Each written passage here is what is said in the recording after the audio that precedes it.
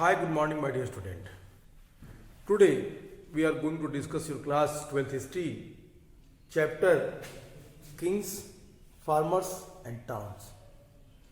My dear student, in this chapter we are going to study about the thousand history of Indian continent.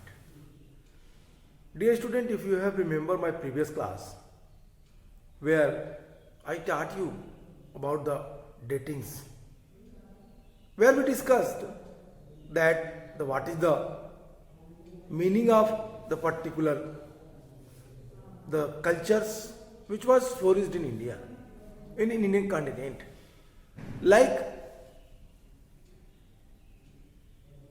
what it means, the specific region, specific area that was flourished was not whole part of the Indian continent that was inhabited by the humans or the groups or the such type of other things. Dear students, मैंने आपको कल की class में कुछ चीज़ें बताई थी.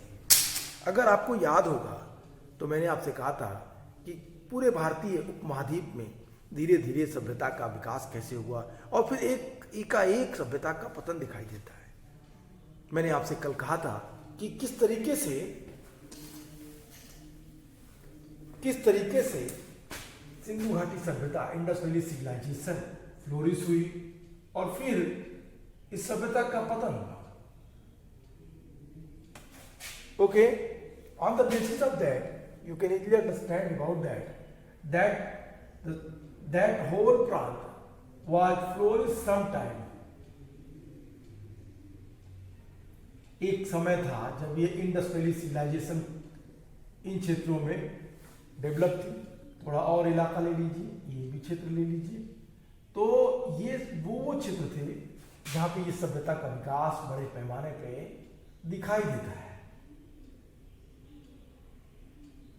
लेकिन एक समय के पश्चात, I mean to say that near about एक मोटा अध्ययन करें तो 1500 BC के आसपास इस इंडस वैली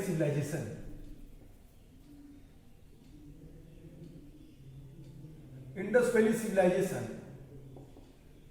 का पतन हो गया. इंडस वैली सिविलाइजेशन खत्म हो गई. फिर इसके बाद इस सभ्यता के पतन के पश्चात हम इन्हीं क्षेत्रों के आसपास, चूंकि ये सभ्यता नगरीय सभ्यता थी, अर्बन कल्चर थी, फिर इन्हीं के आसपास के इलाकों में हमें एक ग्रामीण संस्कृति का विकास दिखाई देता है. वो था, ये तो फर्स्ट था. सेकेंड, इन्हीं के आसपास के क्षेत्रों में, अब सेकेंड फेज में बताता हूं. इन्हीं को आप साइड में देख लीजिए. कहता है कि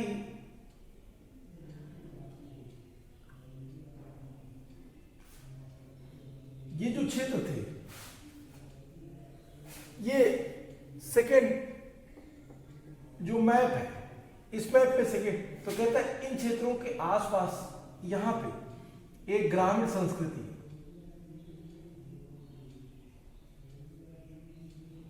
विकसित हुई. एक ग्रामीण संस्कृति का विकास हुआ और ये बाद में फैलती चली गई और पूरब के तमाम क्षेत्रों को इसने अपने अधिकार में कर लिया. यद्यपि एक लंबा समय लगा कवर करने में इन क्षेत्रों के एक्सपेंशन में. ये सप्त सैंधव प्रदेश था. सप्त सैंधव रीजन्स, जहां पे कौन बसा? आर्यंस. अगर आपको याद होगा तो मैंने आपसे कहा था कि in the decline of Indus Valley civilisation the prominent role which was proved by the Mortimer Wheeler and Gordon Childe, that was outsider attack. That would be Aryans, barbarians attack, who attacked on Indus Valley and they destroyed the whole urban culture. But after some time, according to some historian, this hypothesis was totally denied. Okay, let us come to the point what we discussed, कि ये जो क्षेत्र था वहां पे Aryans बसे. Aryans के बसने के बाद हम ये टाइम पीरियड इसका है कितना, ये है वैदिक एरा।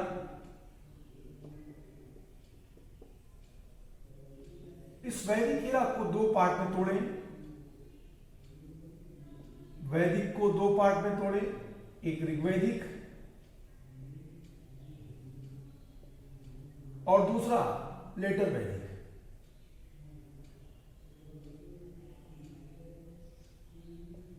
ऋग्वैदिक का टाइम पीरियड है 1500 to 1000 BC और लेटर वैदिक का है 1000 BC to 650 BC। ओके, ये सभ्यता का विकास हुआ नॉर्दर्न पार्ट ऑफ इंडिया में। This was the northern part of India. Okay, without any hesitation you have to understand that what we are saying, that is the development of civilization in the northern part of India. But similarly we had seen the different part of India, it means southern part of India। हमें यहाँ पे भी एक सभ्यता दिखती है, कब? 1000 BC के आसपास, 1000 BC के आसपास। कहाँ पे? साउदर्न पार्ट, कर्नाटका, मध्य प्रांत, Maharashtra, that is the megalithic culture.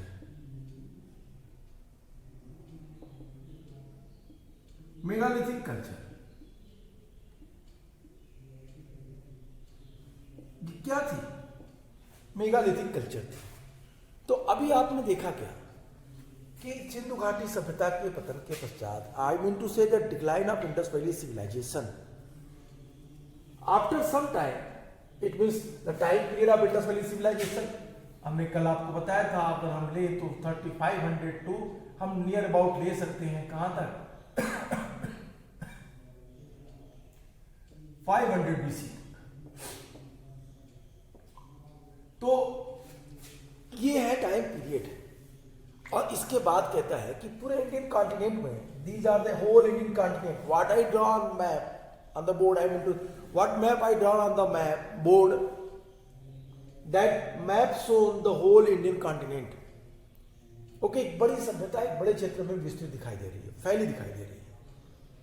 और फिर कालक्रम के अनुसार नीचे आते वक्त हमें साउदर्न इंडिया में आर्यंस कल्चर दिख रही हैं, और सॉरी नॉर्दर्न इंडिया में आर्यन कल्चर्स दिख रही हैं, और साउदर्न इंडिया में मेगालिथिक कल्चर दिख रही है 1000 BC के आसपास। मैंने एक चीज और बताई थी कि अब इन क्षेत्रों में संस्कृति अर्बन कल्चर से, इट मीन्स यहां से अर्बन कल्चर,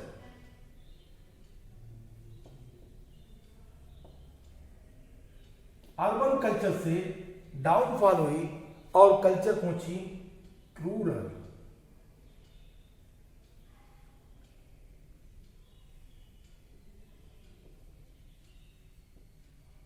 ग्रामीण संस्कृति, और फिर ग्रामीण संस्कृति का विकास।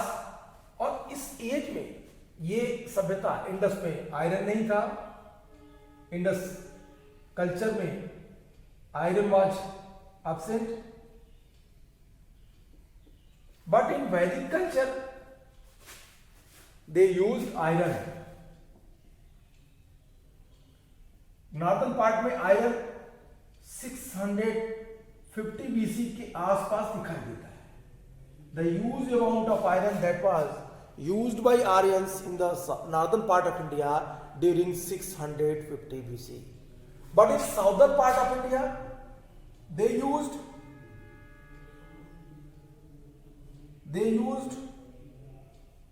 iron during 1000 BC। On the archaeological evidence, we are saying that in the southern part of India, megalithic culture, there were the different type of iron tools that was buried with lead in this megalith। जो बड़े बड़े megalithic स्वगृह थे, स्वादान थे, महापाषाण संस्कृतियों में जो लोग अपने मृतक को दफनाने की परंपरा को बनाए थे, उसमें उन लोगों ने अपने मृतकों के साथ लोहे की उपकरणों को भी दफनाया था। तो दो चीजें, आयरन 1000 बीसी में साउदर्न इंडिया में यूज किया जा रहा था और आयरन 650 बीसी में नॉर्दर्न इंडिया में यूज किया जा रहा था। आयरन का डेवलपमेंट, आयरन का यूज यहां पे आपको नहीं भूलना चाहिए। You should not forget that the iron was used first time in Indian continent, not northern part, southern part of India. But after some time we had seen that it was most famous and क्या हुआ, एक prominent metal के रूप में northern part का हिस्सा बना। तो नॉर्दर्न पार्ट में 600, अब आयरन के आ जाने से एक बड़ा विकास हुआ। लेकिन इन संस्कृतियों में धीरे धीरे किस तरह के लोग आए, किस तरह के लोग बसे, इन चीजों पे कहता है कि ये लोग जो इंडस के लोग थे, it means Indus Valley civilisation के जो लोग थे, इन लोगों का, लेट मी एक्सप्लेन, कि जो इंडस के लोग थे दे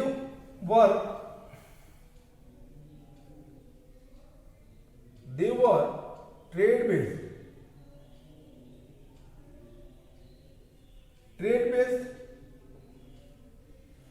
lived in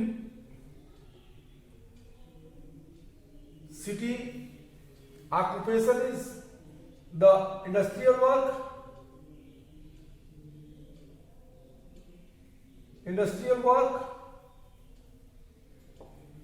and these type of others. But in the Vedic era, they lived village.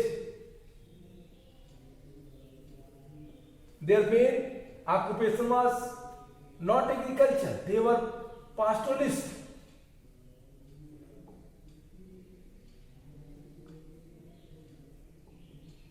But sometimes we had seen they involved himself in agriculture.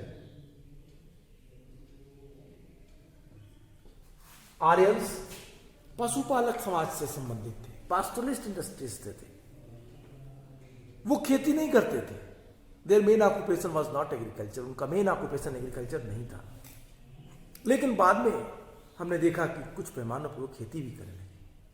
Okay, in the southern part of India they were peasants and pastoralist both. Peasants and pastoralist both, ये लोग किसान भी थे और ये लोग एक अच्छे पशुपालक भी थे। साउदर्न पार्ट ऑफ इंडिया के कई सारे साइट से बड़े पैमाने पे राख के ढेर मिले। ये ऐस के टीले, ऐस माउंड, ये प्रूव करते हैं कि गोबर को इकट्ठा किया गया, फिर उसमें आग लगाई गई और फिर राख मिला। ऐसे साइट्स आंध्र प्रदेश, कर्नाटक में स्पेशली दिख जाए। Sangankal, Pikli Hall, that was the site where we found such type of evidences. On the basis of that, we can say that the southern part of Indian peoples, they were both agriculture, I mean to say that peasants and pastoralists also, because huge amount of the cow dungs and such type of others that was found, the ashes, arakh unki प्राप्त हुई। तो what I want to tell you that कि urban culture से धीरे धीरे इन सभ्यताओं का विकास अलग अलग क्षेत्रों में हुआ। ये लोग पहले पश्चिमोत्तर प्रांत में थे, भारत के नॉर्थ वेस्ट फ्रंटियर पे डेवलप हुए, फिर धीरे धीरे इनका विकास, इंडस का डिक्लाइन हुआ और फिर इसके बाद ये लोग माइग्रेट हुए और माइग्रेट होने के बाद ये लोग कहाँ पहुंचे होंगे? ये लोग सब सैंडो प्रदेश, वही क्षेत्र जो इंडस रिवर के द्वारा सिंचित था, इरिगेटेड था, उन्हीं क्षेत्रों में ये लोग एक नई संस्कृति का विकास कर रहे थे और ये संस्कृति आर्यन संस्कृति। That culture was based on the pastoralism and agriculture, I mean to say rural backgrounds. ये ग्रामीण संस्कृति थी, ये ऐसी सभ्यता थी जहां लोग गांव में रहते थे। तो ये हुआ main thing what I am telling कि तीनों को मैंने एक साथ जोड़ने का प्रयास किया, northern part, southern part, Indus Valley and the later Indus, what happened in India. Why I am telling you? Because we are going to discuss the history of the 6th century BC to 6th century AD. This is the long history. एक लंबा इतिहास है, एक लंबा कालक्रम है. हम इसी को पढ़ने जा रहे हैं और आप अभी इसमें हम उन चीजों को देखेंगे कि कौन कौन सी डायनेस्टीज आएंगी. Again I am telling you that which is very important. There were several developments in the different part of the subcontinent during the long span of 1500 years following the end of the Harappan civilization. This was also the period during which the Rig Veda was composed by people living along the Indus and tributaries. Agricultural settlements emerged in the many part of continent, subcontinent. Agricultural settlements. That is what? Agricultural settlements. That is what? Agricultural settlements. After 1500 BC, there were the different part of the Indian subcontinent. There were the several agricultural settlements. What? Developed in that regions. Agriculture क्षेत्रों में इन तरीके जो क्या थे, agriculture settlements थे, उनका विकास हुआ. कहते हैं agriculture settlements emerge in the many part of the subcontinent including north India, the Deccan plateau and the part of Karnataka. Besides, there is evidence of pastoral population in the Deccan and further south. The new modes of disposal of the dead, including the making of elaborate stone structures known as megalith. What I am telling you, my dear student, that is the megalithic culture which found the southern part of India and middle India also, where the different type of culture that was called the megalithic culture. Where what they used the different things for the common life, general life. I mean to say that the new mode of this disposal of the dead, including the making of elaborate stone structure, ये जो stone structure थे, known as megaliths, emerged in the central and the south India from the first millennium BC. In the many cases, the dead were buried with a rich range of iron tools and weapons. From 6th century BC, there is evidence that there were other trends as well. Perhaps the most visible was the emergence of early state, empire and kingdom. Underlying these political processes were other change evident in the ways in which agricultural production was organized. Simultaneously, new towns appeared almost throughout the subcontinent. धीरे धीरे अब यहाँ से नई सभ्यताओं का विकास दिखाई देता है. धीरे धीरे यहाँ से एक नई सभ्यता विकसित होती है और ये पूरा का पूरा कल्चर, पूरी की पूरी संस्कृति भारत के इतिहास को एक नए तरीके से व्याख्यायित करती है. My dear student, in this paragraph, in this chapter, in this topic, we will study on the whole history of Indian continent during the 6th century BC to 6th century AD. It is very easy to say that we are going to read about that the 1000-year history in one chapter. I don't know why the NCERT and the intellectuals कि उन्होंने एक chapter में 1000 साल के इतिहास को क्यों रखा. क्योंकि 1000 साल का इतिहास एक चैप्टर में बताना, क्या इसमें बताया जाए और क्या इसमें छोड़ा जाए कि इतिहास के विद्यार्थी के लिए, इतिहास के टीचर्स के लिए it is too difficult. But only we focus the main points which is given in your book. We try to understand these are. Okay, so without any confusion, without any agitation, we have to come on our topics. What is given in your book? अपने book पे कौन कौन से topic दिए हुए हैं, हम इनको पढ़ेंगे. We will try to read, we will try to understand the topic which is given in your chapter. इस चैप्टर में जो दिया है उसके अकॉर्डिंग हम इस पूरे अध्याय को समझने का प्रयास करेंगे।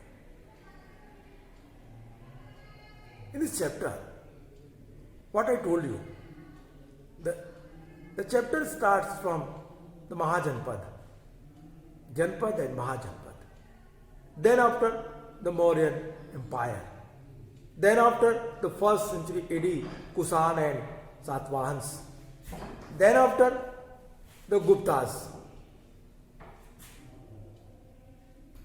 These topics given in this chapter. This is the main topics. But we should never forget that the 1000-year history, not only 4 dynasties, there were the several dynasties who ruled on the Indian continent or the northern part of India or southern part of India. तो ये जो चीजें हैं, इन चीजों के आधार पर अगर आप इतिहास को पढ़ें तो आपको इतिहास एक नए स्वरूप में दिखेगा। आई होप कि आप ये चीजें आप सीनियर क्लासेस में पढ़ेंगे। You have to study this points in your senior classes. जिन चीजों का उल्लेख हम आज यहाँ नहीं करेंगे वो सारी चीजें आपको सीनियर क्लासेस में पढ़ना है। So we have to focus the main point which is given in the book. Okay, so let us come and try to understand the main point. Topic which we cover in this chapter, the first topic is Prinsep and Piyadasi. The first topic is Prinsep and Piyadasi. Second topic, the earliest state,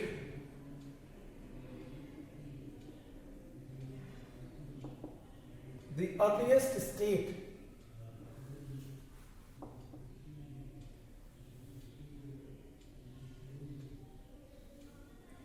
Third topic,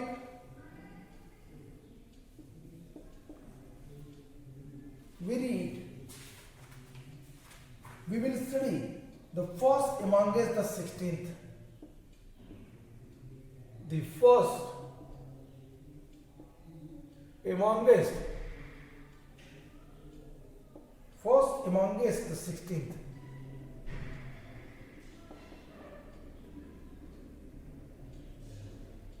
16th. Fourth topic, an early empire.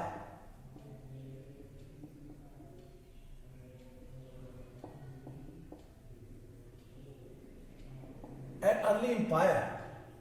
Fifth topic, finding out about the Mauryas. Finding out about the Mauryas.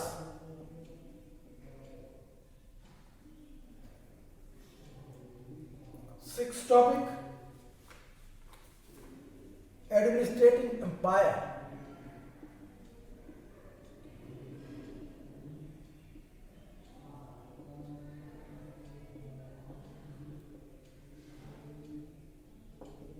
Administrating empire. Seventh topic, the new notion of kinship.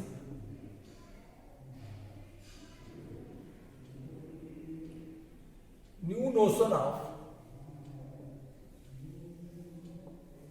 kinship. 8, divine king.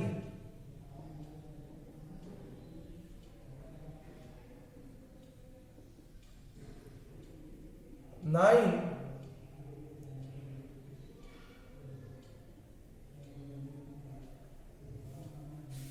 में आप देखेंगे changing country side.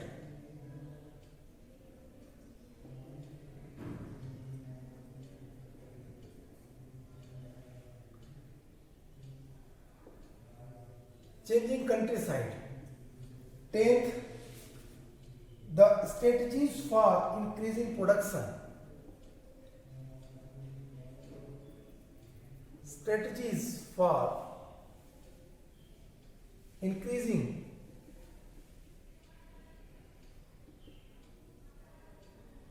production.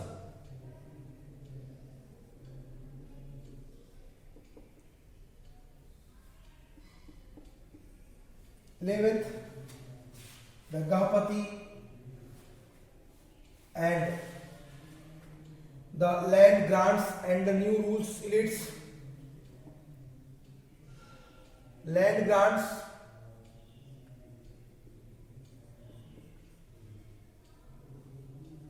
and new rule elites. These points which we cover in this chapter, even except it, the other point like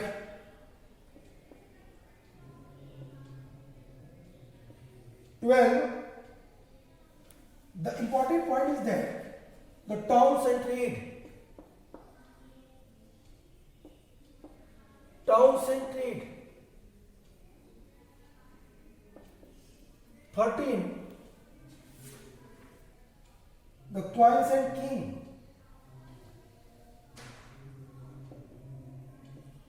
Coins and king. And the back to basic, how the inscription. अब यहाँ पे हम दो चीजें पढ़ेंगे कि खरोष्ठी और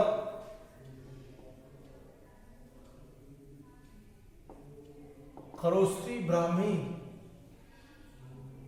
कैसे पढ़ी गई, और फिर लास्ट टॉपिक हम इसमें पढ़ेंगे लिमिटेशन ऑफ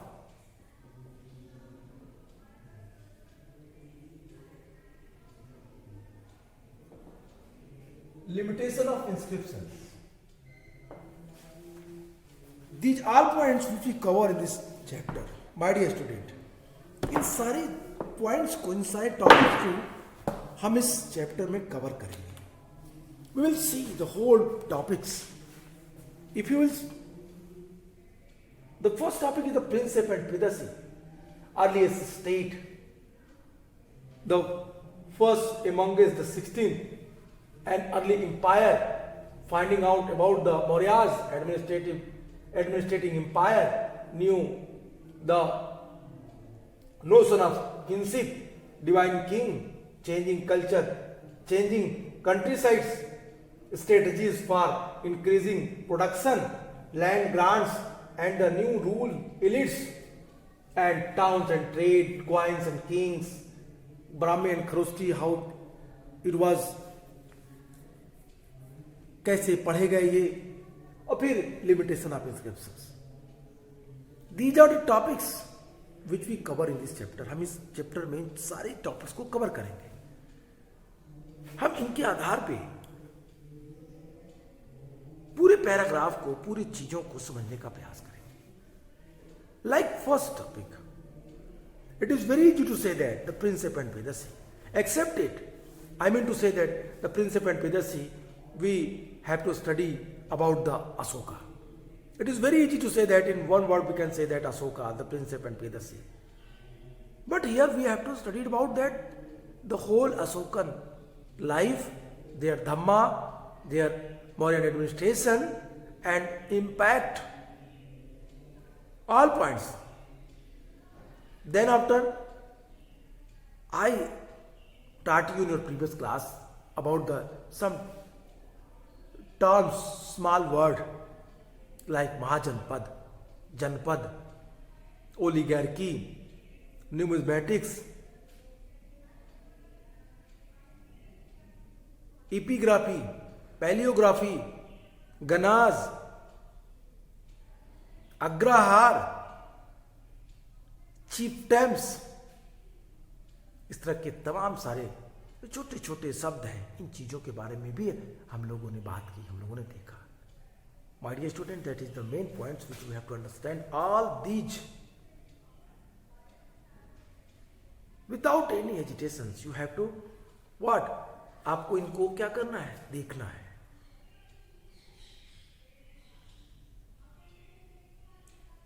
ये सारे टॉपिक्स, इसमें से कई ऐसे टॉपिक्स हैं जो बोर्ड के एग्जाम में डायरेक्ट क्वेश्चन पूछे हुए हैं. तो आपको बोर्ड के एग्जाम के अकॉर्डिंग अपने प्रिपरेशन को तैयार करना है. Next class we will start the first point. The first point we will not start from that point, principle and पेदसी. We will start the earliest state, that points. The earliest state नए नगर कैसे बने, नए नगरों का विकास कैसे हुआ, यहाँ से हम आपके नेक्स्ट टॉपिक में शुरू करेंगे। तो आज के लिए इतना ही। Good bye and take care.